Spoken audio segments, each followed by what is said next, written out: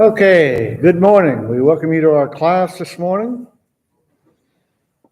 We are going to be looking at John chapter 11. We started this chapter last week, and we will pick up about 25 when we continue our lesson this morning. So John 11, we'll start with about verse 25. Before we get into the lesson itself, let's go to our Heavenly Father in a word of prayer. Our Father and our God, we are so thankful for the day. We are thankful, dear God, for the blessings that we have enjoyed this day and this year. We pray to God as we look forward to a new year that we put you first in all things that we do, that we honor and glorify your name in our daily lives. We thank you, dear God, for your word, and ask as we study it this morning that we might learn of your will and apply it to our daily lives. Forgive us where we go wrong. In the name of your Son, we do pray. Amen. John chapter 11, as we again started with last week, is dealing with a situation where a friend, Lazarus, was ill.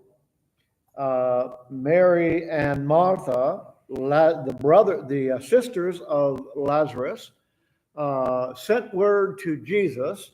Jesus was in Perea at this time, again across the Jordan River from Jericho and Jerusalem. So he receives the message, and the message was that their brother was sick, was very sick, very ill. The response of Jesus is interesting because he doesn't leave immediately. The apostles don't think too much about that, thinking again of recent events that happened in Judea where the life of Jesus was threatened. So he goes across the river over to Perea. And he's been there for some period of time, but now after he gets notification that Lazarus is sick, he waits 2 more days in Perea and then tells the disciples they are going to go back to Judea. They questioned him about that, about the fact that he was just threatened. Why would he go back? And he says, because Lazarus was asleep. And what Jesus was about to do was going to help them come to a belief. Well, or strengthen their faith. They didn't understand it, so Thomas said, well, if he's going back to die, we might as well all go back together.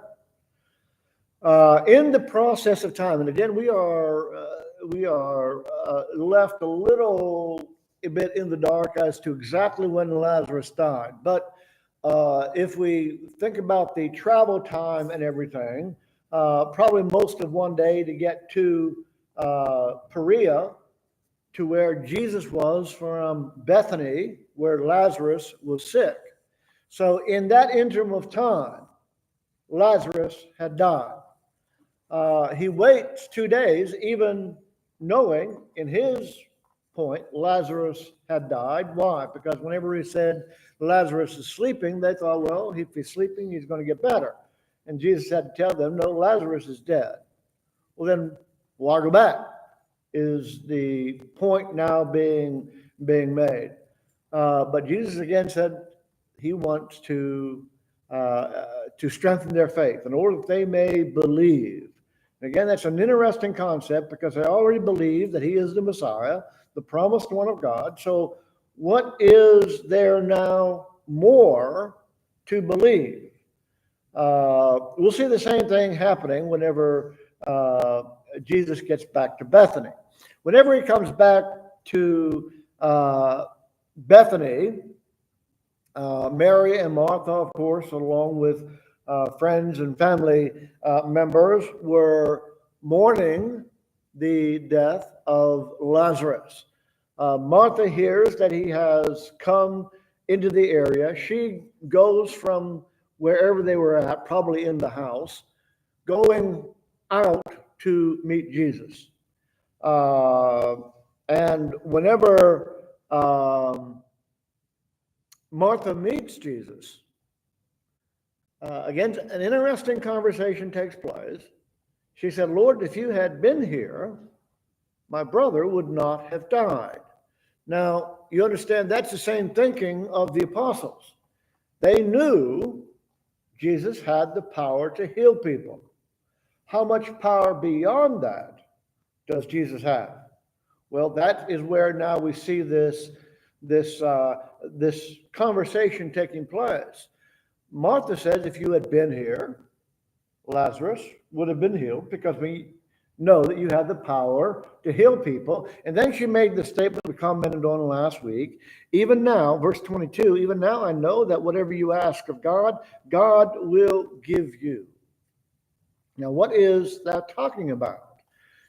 Is Martha thinking that Jesus came back to resurrect Lazarus from the dead? Answer is no. She doesn't believe that. We'll see in a moment Mary, her sister, also does not believe that. So whenever this statement is made, it is, again, why is she making this statement? It's not because of what Jesus was planning on doing. This is trying to establish that she still believes in the power of Jesus. Because, if you had been here, my brother would not have died. But even now, what happened now? The death of Lazarus. Even though Lazarus died, I still know that the Lord will do whatever you ask of him.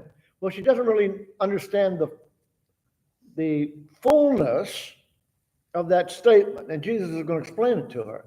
And therefore he says, your brother will rise again. And then Martha responds, I know that he will rise in the resurrection on the last day. All right, now, again, Jesus has been teaching them.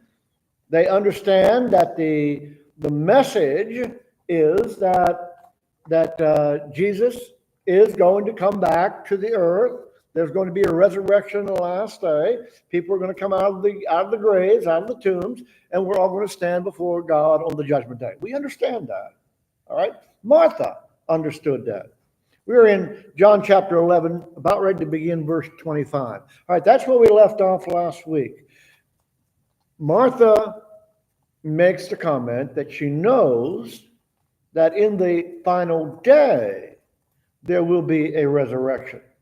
So does she think that Lazarus is going to be resurrected today? No, she doesn't have that concept or that idea. Does she think it's possible?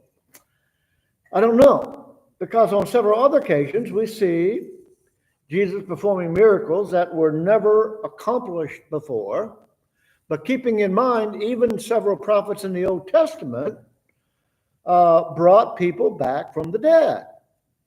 So is it possible?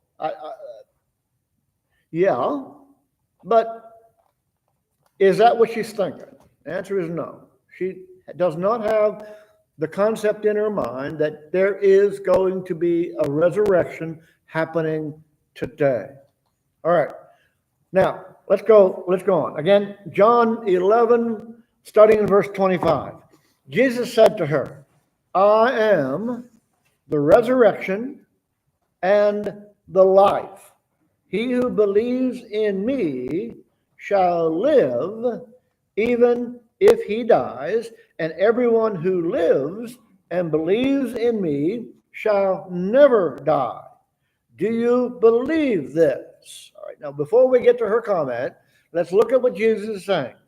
I am the resurrection and the life. Again, we pointed out, whenever that phrase I am is used, especially in the Old Testament, that I am is a reference to how God identified himself Remember, he identified himself to Moses from the burning bush. I am who I am. So whenever we see these statements of Jesus in the New Testament, I am, it is an indicator of who Jesus actually is. Jesus is God. That phrase, I am, applied to God in the Old Testament. When Jesus uses it in the New Testament, applied to himself, he is indicating he is God. Remember, on one occasion, he made the statement, I am, before Abraham was. He didn't say I was. He said, before Abraham was, I am. Whenever he phrased it that way, everybody knew exactly what he was saying. And what they tried to do, they wanted to stone him right there on the spot. You are claiming to be God? Yep, he was. So when Jesus makes this statement here, I am the resurrection and the life. Who alone has the power over life? God. Who has the power over death? That's another interesting thing.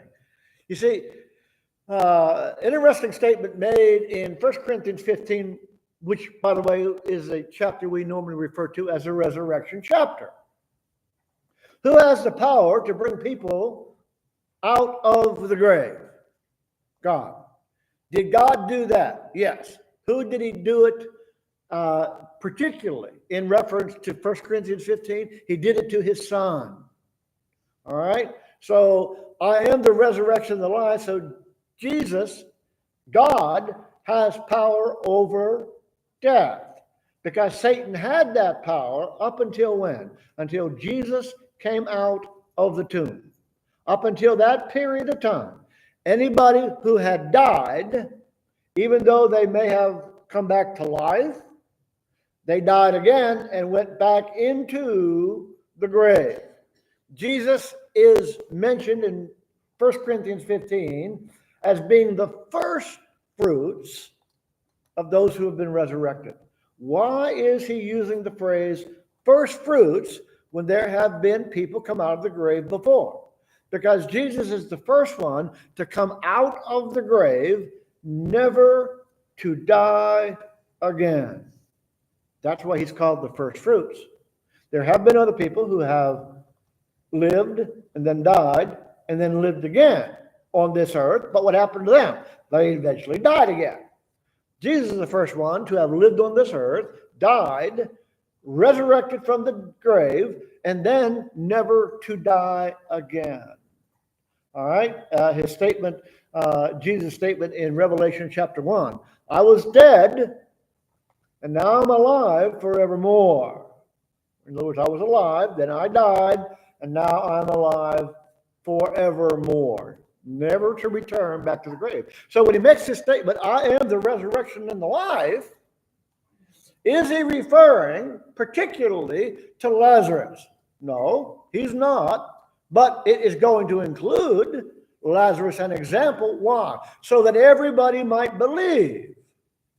Does Jesus need this faith? No, Jesus doesn't need it. Who needs it? The apostles. Remember, he told them over in Perea, this event is done so that you might believe. It's done for the apostles. It's done for Mary and Martha because they believe there's going to be a resurrection on the last day. How much power does Jesus have?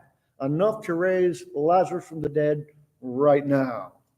So these things are done that they might believe. There are other people, remember, with Mary and Martha. When they go to the tomb eventually, we see also that Jesus makes a prayer, not for his sake, but for the sake of those who were present. So this event, this resurrection and life, is going to be used to have them come to a faith. Why is faith important? Everyone who lives and believes in me shall never die. All right, now he's not talking about physical death. How do we know that? Because In the book of Hebrews, we have a statement that says that we have an appointment with death. Every man is going to die. So the idea that we're not going to die of physical death is not what he's dealing with here. If he's not dealing with physical death, what is he dealing with? Eternal life. Now that adds a new flavor to this dimension. Not only does Jesus have power over physical life, he has the power over eternal life and eternal death. And if you believe in him, which is what this event is all about, coming to a faith in Jesus that will ensure our salvation, that we might be able to live eternally and never die. Now, what death is he talking about there? In Revelation chapter 20, it talks about the second death. The first death, we're going to experience that. This physical body is going to die. But we do not have to experience a second death. That's eternal separation from God in a place called hell. We don't have to experience that. Will many do that? Yes. Why? Because they have not come to this faith. All right. Thoughts, comments, questions? Yes. During the statement about who believe, everyone who believes in him, at this time, in this place, when he says who believes in me, he had not been crucified yet, there were no steps to go through baptism. Was he talking about those who had undergone John's baptism, or just you have to believe that I'm the Son of God? Anything that Jesus says, you have to believe. Now, have they come to that conclusion yet? Not really. Now you say, well, they have faith. Haven't they been following Jesus for a couple of years now? Haven't they been loyal to Jesus? Haven't they listened to what he says? Haven't they come to the conclusion that he is the Messiah?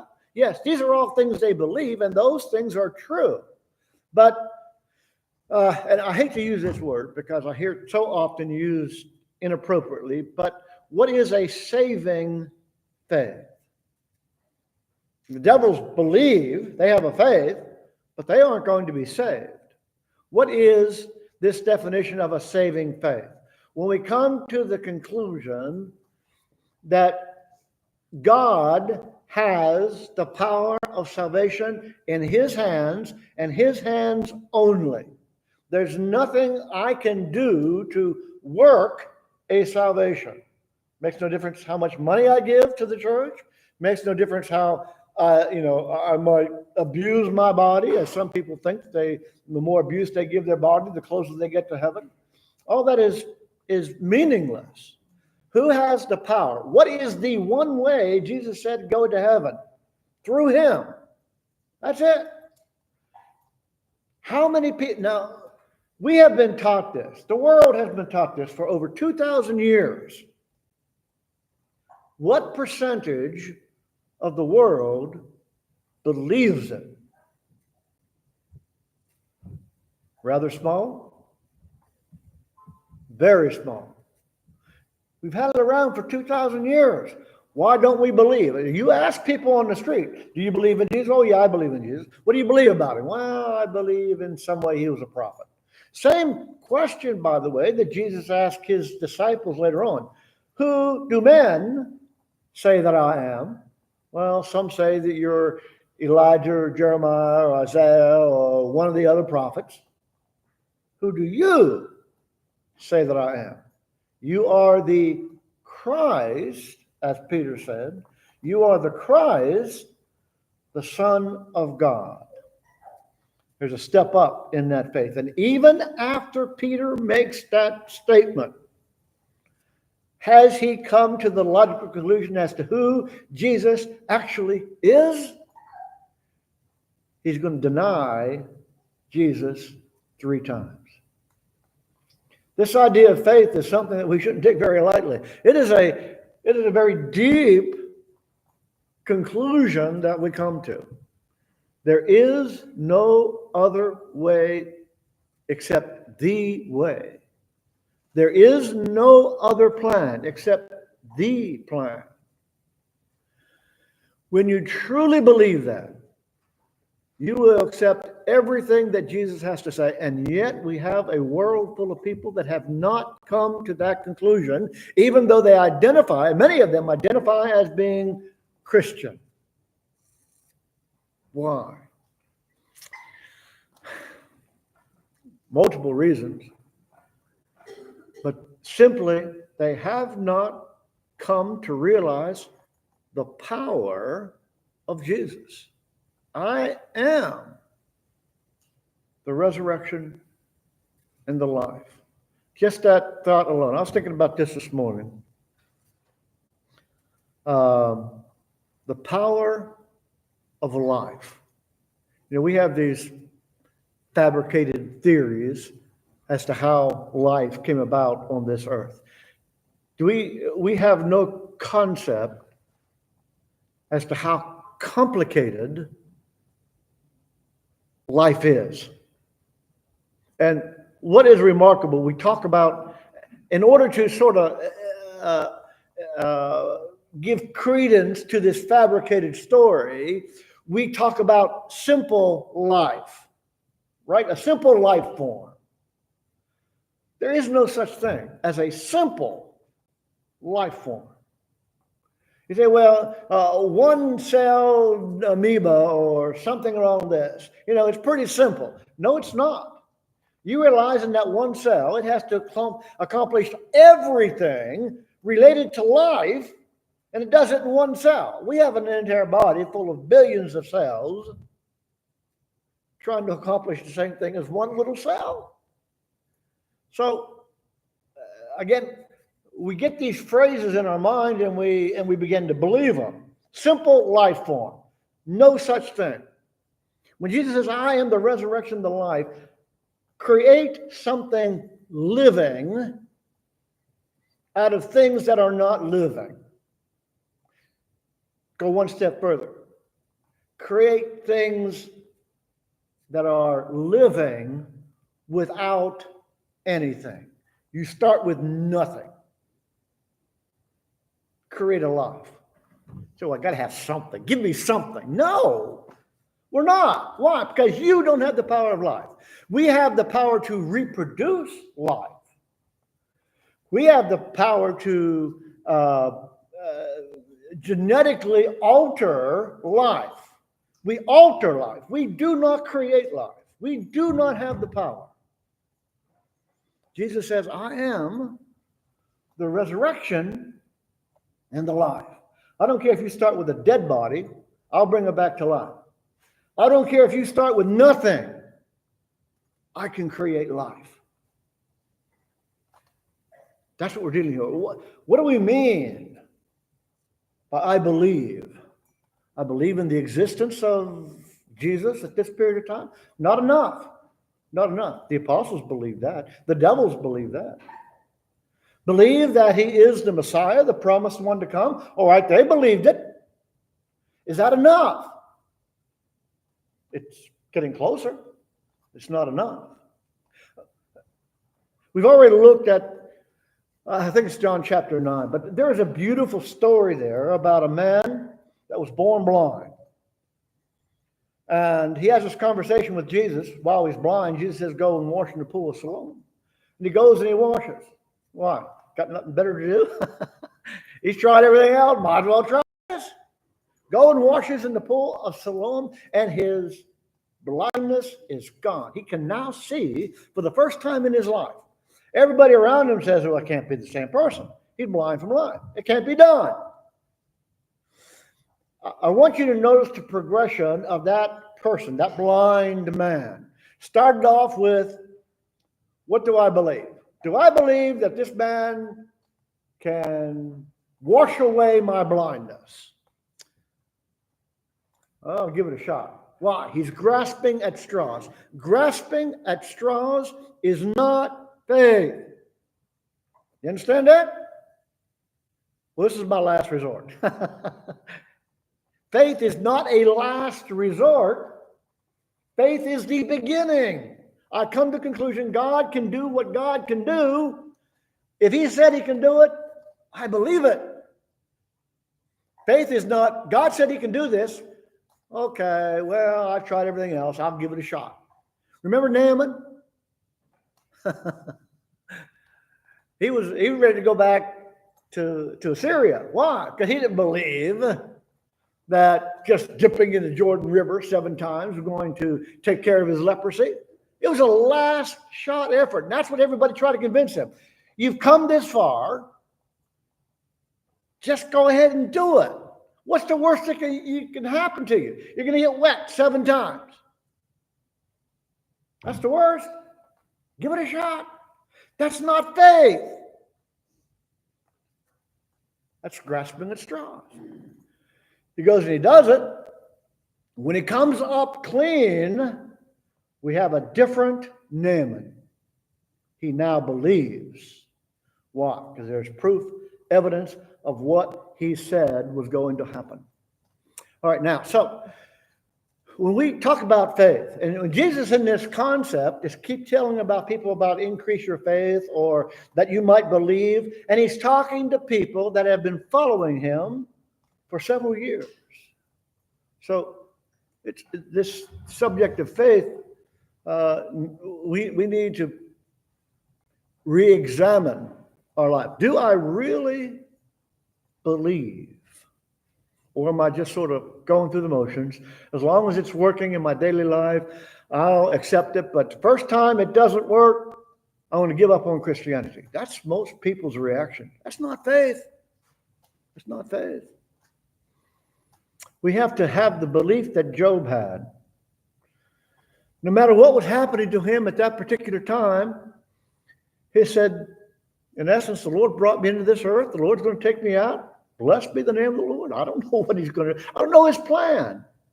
But that doesn't mean I don't believe in him. So things might not be going our way. Do you still believe at that moment in time? All right. Yeah, go ahead. Well, and so along those lines, right, you hear folks say, essentially, they want to go to heaven because they don't want to go to hell. Okay, it goes back to that motivation thing you're talking about. What's in your heart? Do you want to go to heaven because you love God, or do you want to go to heaven because you're afraid of the alternative? Now, don't get me wrong. I mean, there's a stick and carrot kind of thing there, but still, it goes back to motivation. Yeah. If you're doing things out of fear and not love, regardless of what you do, it goes back to what's in your heart. Okay, we have to understand fear is a process of growth. Yeah. Fear is a motivation. When my kids were young, they obeyed me, not because they wanted to, because they were frightened what would happen if they didn't obey me. Okay? Later on, they did it willfully. Why? Because they no longer feared me. They understood that I was telling them to do things for their benefit. But that didn't come at first. The love doesn't come first. Sometimes we need to fear God, not in the Bible sense of respecting and giving him respect and praise and awe and all this. We need to fear God because of the power of God. Book of Romans says that we need to fear the vengeance of God. All right, there's something you need to fear. Yeah, I want to obey God because I do not want to go to hell. Later on, I may develop more of this love, which I should be experiencing. But if fear is going to be the motivating factor, then let it be fear. Let me grow into it. The idea of growing. Our faith grows. It doesn't remain stagnant. However little faith I have to get me to obey God is enough faith at that period of time. This is why Jesus said, if you had a little faith, all right, not a person who has had faith and now his faith is still weak. No, that person is in trouble. He needs to strengthen his faith. But a little bit of faith will take us a long way. How much?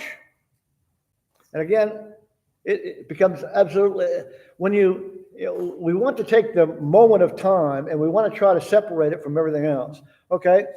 After this event, do the people witnessing what is about to happen, the resurrection of Lazarus from the dead, after they witness it, do they have a different concept of faith? Absolutely. You bring a guy back from the grave who's been there 4 days. That's going to shake up your realization a little bit. Have they got to the point where they need to be? Understand who's present here. Peter is present.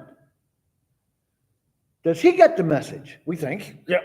After this event, yeah, Peter got it.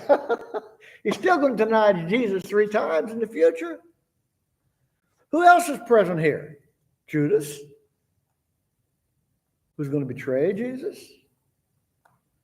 So it's interesting when you look, bring this out to its full perspective. All of this time, the apostles have spent with Jesus, and Peter's still going to deny him at a certain period of time. What is faith? And what do we mean by that faith? When Jesus makes this statement, I am the resurrection and the life, they couldn't comprehend it at this moment in time. I don't know even 2,000 years later, whether or not we truly understand what Jesus is saying here. I am the resurrection and the life. I don't need to know everything, but I need to know the power of Jesus behind this statement. I am the resurrection and the life. And if you believe in me, you will never die. All right. Other thoughts, comments you want to bring out there? Let's go on to the next thought. Again, do you believe this? Does she get it? All right. Now she said to him, yes, Lord, I have believed that you are the Christ. Remember what we talked about before. They have come to the conclusion Jesus is the promised one in the Old Testament. Yes, Lord, I have believed that you are the Christ. I have believed, past tense. That happened long ago. I know who you are. The Son of God. Does she understand what that means? I don't think so. What's her idea of the Son of God? Because Jesus is saying, I am God. I am the resurrection and life.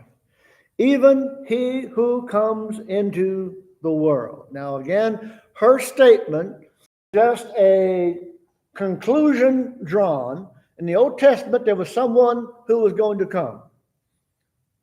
The Old Testament calls him Messiah, Hebrew term. The Greek term is Christ, Christos.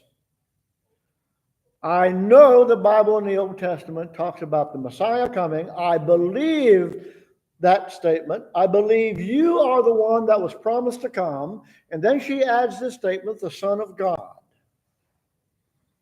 Does she believe that? Is she expecting Lazarus to be alive that day? I don't think so. So she's trying to reinforce the statement she made before. If you were here when my brother was sick, you would have healed him. I know that. I know that power. Nevertheless, I still believe that God's with you. What does she mean by that? Just that, hey, you're the promised one to come. And I believe that. What does she mean by this? Let's go on, because again, this gets interesting as we go on through here. And when she had said this, she went away and called Mary, her sister, saying secretly, the teacher is here and is calling for you. And when she heard it, she arose quickly and was coming to him. So remember, whenever Jesus first comes in the area, Martha hears about it. She goes out to talk with Jesus. Jesus says, go get Mary. She goes back in now, gets Mary. Mary comes out, and we're going to have sort of this conversation over again. When she heard it, she arose quickly and was coming to him. Now, Jesus had not yet come into the village, but was still in the place where Martha met him. The Jews then who were with her in the house, and consoling her, when they saw that Mary rose up quickly and went out, followed her, supposing that she was going to the tomb to weep there. All right, so,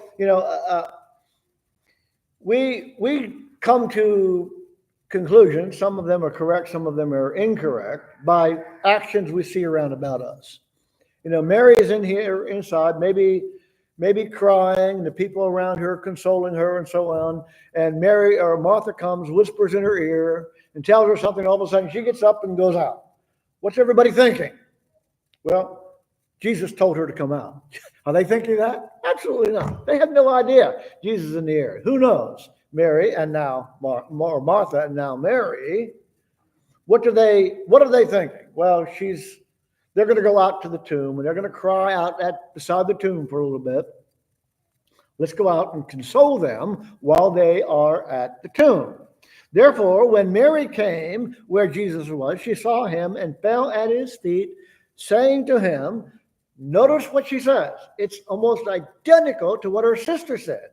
Lord, if you had been here, my brother would not have died. Isn't it amazing? Okay, so now let's go back to the beginning of all this. Why did Mary and Martha immediately, when Lazarus is sick, or sick to the very sick, why did they send word to Jesus? So that Jesus might heal Lazarus. Did both believe that was possible? Absolutely. No doubt about it. If you had been here, my brother would not have died. Almost identical statements. I don't think they came to this conclusion separately. I think they came to this conclusion before it all began. In other words, Lazarus is sick. Mary and Martha have come to the conclusion, boy, if Jesus was here, he could heal Lazarus right away. There's no problem with it. So let's quickly go send for Jesus. They had come to this conclusion, Lord, if the Lord had been there, Lazarus would not die. They came to that conclusion long before this event when they first see Jesus. But Mary says the same thing.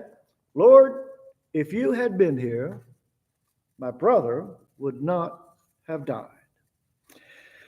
33, when Jesus therefore saw her weeping, and the Jews who came with her also weeping, he was deeply moved and in spirit and was troubled.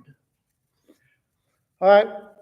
Now, what's interesting about this is John, with, of course, the events happening, trying to lead us to the conclusion Jesus Christ is God.